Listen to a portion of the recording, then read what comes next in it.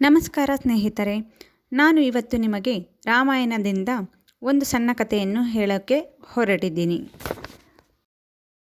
ರಾಮಾಯಣ ಮೊದಲನೇ ಅಧ್ಯಾಯ, ಕಿರುಕಥೆ ಭಾಗ 1. ರಾಜ ದಶರಥನ ಶೋಕ. ಭಾರತದಲ್ಲಿ ಅಯೋಧ್ಯೆ ಎಂಬ ಒಂದು ವೈಭವೋಪೇತ ನಗರವಿತ್ತು. ಮನುವಿನ ಹಿರಿಯ ಪುತ್ರನಾದ ಇಕ್ಷ್ವಾಕು ದೊರೆಯು ಈ ನಗರವನ್ನು ಸರಯೂ ನದಿಯ ದಂಡೆಯ ಮೇಲೆ ಸ್ಥಾಪಿಸಿದನು. ಸೂರ್ಯದೇವನನ್ನು ಆರಾಧಿಸುತ್ತಿದ್ದ ಸೂರ್ಯವಂಶದ ಮೊದಲಿಗ ಮನು. ಹಲವು ಶ್ರೇಷ್ಠ ರಾಜರುಗಳನ್ನು ರೂಪಿಸಿದ ಹೆಗ್ಗಳಿಕೆ ಸೂರ್ಯವಂಶದ್ದು. ಅವರಲ್ಲಿ ಹೆಸರಿಸಬಹುದಾದ ಕೆಲವೆಂದರೆ ಸತ್ಯ ಹರಿಶ್ಚಂದ್ರ, ಸಗರ, ಭಗೀರಥ, ದಿಲೀಪ, ರಘು. ಅವರ ಉನ್ನತೋನ್ನತ ಪ್ರಜಾಸೇವೆಯು ನಮ್ಮ ಇತಿಹಾಸದ ಮಹಾ ಆಖ್ಯಾನಗಳಾಗಿವೆ. ರಾಜ ದಶರಥನು ರಾಜ ರಘುವಿನ ಮೊಮ್ಮಗ. ರಘುರಾಜನು ಅದೆಷ್ಟು ಖ್ಯಾತಿಯನ್ನು ಗಳಿಸಿದನೆಂದರೆ ಅವನ ನಂತರ ಬಂದ ಅವನ ವಂಶಸ್ಥರು ತಮ್ಮನ್ನು ರಘುವಂಶಿಗಳೆಂದು ಕರೆಸಿಕೊಳ್ಳಲು ಇಚ್ಛಿಸಿದರು. ಹೀಗೆ ಸೂರ್ಯವಂಶವು ರಘುವಂಶವಾಯಿತು. ದಶರಥನು ಪರಾಕ್ರಮಿಯೂ ಪಾಂಡಿತ್ಯಪೂರ್ಣನೂ ಧರ್ಮ ಪರಿಪಾಲಕನೂ ಉದಾರಿಯೂ ಆಗಿದ್ದನು. ಅವನಿಗೆ 3 ರಾಣಿಯರಿದ್ದರು. ಅವರೆಂದರೆ ಕೌಸಲ್ಯ, ಕೈಕೇಯಿ ಮತ್ತು ಸುಮಿತ್ರ. ಈ ಮೂವರು ಸೌಂದರ್ಯಕ್ಕೆ, ದೈವಭಕ್ತಿಗೆ ಮತ್ತು ಸದಾಚಾರಕ್ಕೆ ಮಾದರಿಯಾಗಿದ್ದರು. ತನ್ನ ಪೂರ್ವಜರಂತೆ ದಶರಥನೂ ಕೂಡ ಸೂರ್ಯದೇವನ ಆರಾಧಕನಾಗಿದ್ದ. ಸೂರ್ಯದೇವನಿಗೆ ಪ್ರಣಾಮ ಸಲ್ಲಿಸಿದ ನಂತರವೇ ಅವನು ತನ್ನ ದಿನವನ್ನು ಆರಂಭಿಸುತ್ತಿದ್ದ. ಅಯೋಧ್ಯೆಯು ಮತ್ತಷ್ಟು ಪ್ರಗತಿಯತ್ತ ಸಾಗುತ್ತಿತ್ತು ಮತ್ತು ಪ್ರಜೆಗಳು ಸಂತೋಷದಿಂದ ಇದ್ದರು. ಆದರೆ ಪ್ರಜೆಗಳ ಈ ಸಂತೋಷ ರಾಜನ ಮುಖದಲ್ಲಿ ಪ್ರತಿಬಿಂಬಿತವಾಗುತ್ತಿರಲಿಲ್ಲ. ಅವನು ತೀವ್ರ ಶೋಕದಲ್ಲಿರುವಂತೆಯೇ ಕಾಣುತ್ತಿದ್ದ. ಇದಕ್ಕೆ ಕಾರಣ 3 ಜನ ರಾಣಿಯರಿದ್ದರೂ ಅವನಿಗೆ ತಂದೆಯಾಗುವ ಯೋಗ್ಯ ಲಭಿಸಿರಲಿಲ್ಲ. ರಾಣಿಯರಿಗೆ ಮಕ್ಕಳಿರಲಿಲ್ಲ. ತನಗೆ ಉತ್ತರಾಧಿಕಾರಿ ಇಲ್ಲದೆ ಸಮಸ್ಯೆ ಅವನನ್ನು ನೋವಿಗೆ ದೂಡುತ್ತಿತ್ತು. ಒಬ್ಬ ಮಗನನ್ನು ಅಥವಾ ಒಬ್ಬಳು ಮಗಳನ್ನು ಪಡೆಯಲಾಗದೆ ವೇದನೆಯಿಂದ ನಾನು ಹೊರಬರುವುದು ಹೇಗೆ ಎಂದು ಅವನು ಪದೇ ಪದೇ ಕೊರಗುತ್ತಿದ್ದ. ಒಂದು ದಿನ ಅವನು ತನ್ನ ರಾಜಮನೆತನದ ಗುರು ಮಹರ್ಷಿ ವಸಿಷ್ಠರೊಂದಿಗೆ ಸೂರ್ಯದೇವರನ್ನು ಆರಾಧಿಸುತ್ತಿದ್ದಾಗ ಅವನು ಈ ಶೋಕ ಮಡುಗಟ್ಟಿ, ಗುರುಗಳೇ, ದಯಮಾಡಿ ಈ ಚಿಂತೆಯಿಂದ ನನ್ನನ್ನು ದೂರಾಗಿಸಿ ಎಂದು ಗುರುಗಳಲ್ಲಿ ವಿನಂತಿಸಿದ. ಯಾವ ಚಿಂತೆ ಮಹಾರಾಜ? ವರ್ಷಗಳಿಂದ ನನ್ನ ಮಗುವಿನ ಮುಖವನ್ನು ನೋಡಬೇಕೆಂದು ಹಂಬಲಿಸುತ್ತಿದ್ದೇನೆ. ನಾನು ನಿಜವಾಗಲೂ ಒಬ್ಬ ತಂದೆಯಾಗದೆ ಸಾವನ್ನು ಅಪ್ಪುತ್ತೇನೆಯೇ? ಸೂರ್ಯವಂಶದ ಆಳ್ವಿಕೆಯ ಅಂತ್ಯಗೊಳ್ಳಲಿದೆಯೇ? ರಾಜನು ಗದ್ಗರಿತ ಧ್ವನಿಯಲ್ಲಿ ಕೇಳಿದ. ನಿರಾಶೆ ಪಡಬೇಡ ಮಹಾರಾಜ, ದೇವರು ಕರುಣಾಮಯಿ. ಸೂರ್ಯದೇವನ ಅನುಗ್ರಹದಿಂದ ನೀನು ಮಕ್ಕಳನ್ನು ಪಡೆಯಲಿದ್ದೀಯ. ಗುರುಗಳು ರಾಜನಿಗೆ ಭರವಸೆಯನ್ನಿತ್ತರು. ಗುರುಗಳೇ, ಅದು ಯಾವಾಗ ಸಂಭವಿಸಬಹುದು? ಆ ಒಳ್ಳೆ ದಿನ ಎಂದು ಬರುವುದು? ನಿರಾಶೆ ದನಿಯಲ್ಲಿ ಕೇಳಿ ನಿಟ್ಟುಸಿರು ಬಿಟ್ಟು ಮತ್ತೆ ಹೇಳಿದ. ನನಗೆ ದಿನದಿನಕ್ಕೂ ವಯಸ್ಸಾಗುತ್ತಿದೆ ಮಹಾರಾಜ.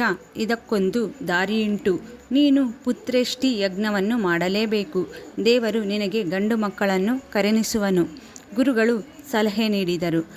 ಹಾಗಿದ್ದರೆ ಆ ಯಜ್ಞವನ್ನು ನಾನು ಕೈಗೊಳ್ಳಲು ದಯಮಾಡಿ ನನಗೆ ಸಹಕರಿಸಿ. ತಡವೇಕೆ? ರಾಜ ಆತುರದಿಂದ ಕೇಳಿದ.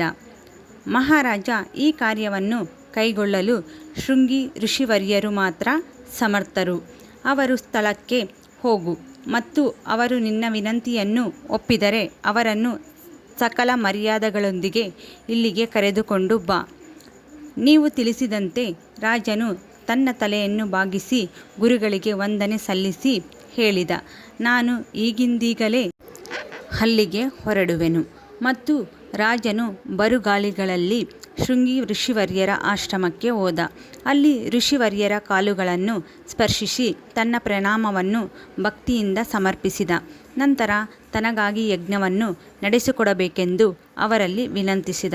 ಶೃಂಗಿ ಋಷಿವರ್ಯರು ರಾಜನ ವಿನಂತಿಯನ್ನು ಒಪ್ಪಿ ಯಜ್ಞವನ್ನು ನಡೆಸಿಕೊಡಲು ರಾಜನ ಜೊತೆಯಲ್ಲಿ ಅಯೋಧ್ಯೆಗೆ ಆಗಮಿಸಿದರು.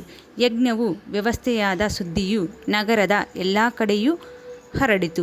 ತಮ್ಮ ದೊರೆಯು ವಂಶವು ಬೆಳೆಯಲಿ ಎಂದು ಪ್ರಜೆಗಳು ದೇವರಲ್ಲಿ ಪ್ರಾರ್ಥಿಸಿದಲ್ಲದೆ ಉತ್ಸಾಹದಿಂದ ಯಜ್ಞದಲ್ಲಿ ಪಾಲ್ಗೊಂಡರು. ಯಜ್ಞವು ಅಂತಿಮದ ಹಂತ ತಲುಪಿದಾಗ ಅಗ್ನಿದೇವನು ಯಜ್ಞಕುಂಡದ ಜ್ವಾಲೆಗಳ ನಡುವಿನಿಂದ ತನ್ನ ದೈವಿಕ ರೂಪದಲ್ಲಿ ಪ್ರತ್ಯಕ್ಷವಾದ. ಆಗ ಅವನು ತನ್ನ ಕೈಗಳಲ್ಲಿ ಕೀರು ತುಂಬಿದ್ದ ಪಾತ್ರೆಯೊಂದನ್ನು ಹಿಡಿದಿದ್ದ. ಈ ಕೀರು ಹಾಲಿನಲ್ಲಿ ಅಕ್ಕಿಯನ್ನು ಬೇಯಿಸಿ ತಯಾರಿಸಲಾಗಿದ್ದ ಸಿಹಿ ಖಾದ್ಯವಾಗಿತ್ತು. ಅಗ್ನಿಯು ದೊರೆಗೆ ಹೇಳಿದ, ದೊರೆಯೇ, ನಿನ್ನ ಇಚ್ಛೆಯು ಈಡೇರಲಿದೆ. ಈ ಕೀರನ್ನು ನಿನ್ನ ರಾಣಿಯರಿಗೆ ಕೊಟ್ಟು ಸೇವಿಸಲು ಹೇಳು. ಭಗವಂತನ ಅನುಗ್ರಹವು ನಿನ್ನ ಮೇಲಾಗಲಿದೆ. ಕೀರು ತುಂಬಿದ್ದ ಪಾತ್ರೆಯನ್ನು ರಾಜ ತೆಗೆದುಕೊಳ್ಳುತ್ತಿದ್ದಂತೆ ಅಗ್ನಿಯು ದಿವ್ಯರೂಪವು ಅದೃಶ್ಯವಾಯಿತು. ಯಜ್ಞವು ಸಫಲವಾದುದನ್ನು ಕಂಡು ಅವನ ಸಂತೋಷಕ್ಕೆ ಕೊನೆಯೇ ಇಲ್ಲದಂತಾಯಿತು. ಅವನು ಶೃಂಗಿ ಋಷಿವರ್ಯರಿಗೆ ಕೃತಜ್ಞತೆಯಿಂದ ಪ್ರಣಾಮಗಳನ್ನು ಸಲ್ಲಿಸಿ ಅವನಿಗೆ ಯಥೇಚ್ಛ ಗುರುದಕ್ಷಿಣೆಯನ್ನು, ಅತ್ಯಮೂಲ್ಯ ಹಲವಾರು ಉಡುಗೊರೆಗಳನ್ನು ನೀಡಿ ಅವನನ್ನು ಬೀಳ್ಕೊಟ್ಟ. ನಂತರ ಗುರು ವಸಿಷ್ಠರಿಂದ ಅನುಮತಿ ಪಡೆದು ಕೀರಿನ ಪಾತ್ರೆಯೊಂದಿಗೆ ತನ್ನ ಅರಮನೆಗೆ ತೆರಳಿದ. ಅವನು ಅರಮನೆಯಲ್ಲಿದ್ದ ತನ್ನ ರಾಣಿಯರಿಗೆ ಬರಹೇಳಿದ.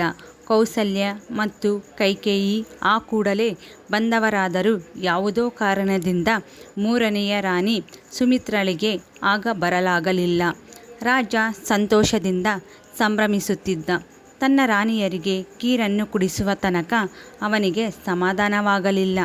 ರಾಣಿಯರು ತಮ್ಮ ಕೀರನ್ನು 2 ಪಾಲು ಮಾಡಿ ಕೌಸಲ್ಯ ಹಾಗೂ ಕೈಕೇಯರಿಗೆ ನೀಡಿ, ಪ್ರಿಯರೇ, ಈ ಕೂಡಲೇ ಈ ದೈವಿಕ ಕೀರನ್ನು ಸೇವಿಸಿ ಎಂದು ರಾಣಿಯರಿಗೆ ಪುತ್ರೇಷ್ಠಿ ಯಜ್ಞದ ಬಗ್ಗೆ ಹಾಗೂ ಅಗ್ನಿದೇವನು ನೀಡಿದ್ದ ಕೀರಿನ ಬಗ್ಗೆ ತಿಳಿದಿತ್ತು. ಆಗ ಅವನು ಅಲ್ಲಿ ಇರದಿದ್ದ ಸುಮಿತ್ರಳನ್ನು ನೆನಪಿಸಿಕೊಂಡು ಪ್ರೀತಿಯಿಂದ ತಮ್ಮ ತಮ್ಮ ಪಾಲಿನ ಕೀರಿನಲ್ಲಿ ಅರ್ಧ ಪಾಲನ್ನು ತೆಗೆದಿಡಿಸಿ ಉಳಿದ ಕೀರನ್ನು ಸೇವಿಸಿದರು.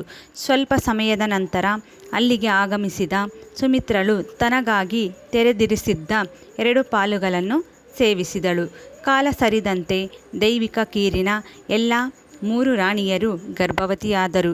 ಈ ಸುದ್ದಿ ತಿಳಿದ ದಶರಥನ ಆನಂದಕ್ಕೆ ಪಾರವೇ ಇರಲಿಲ್ಲ. ಈಗ ಅವನೆಲ್ಲ ಚಿಂತೆಗಳು ಕರಗಿ ಹೋದವು. ರಾಮಾಯಣ ಕಿರುಕತೆ ಭಾಗ 2 ಮುಂದಿನ ಸಂಚಿಕೆಯಲ್ಲಿ ಮುಂದುವರಿಯುವುದು.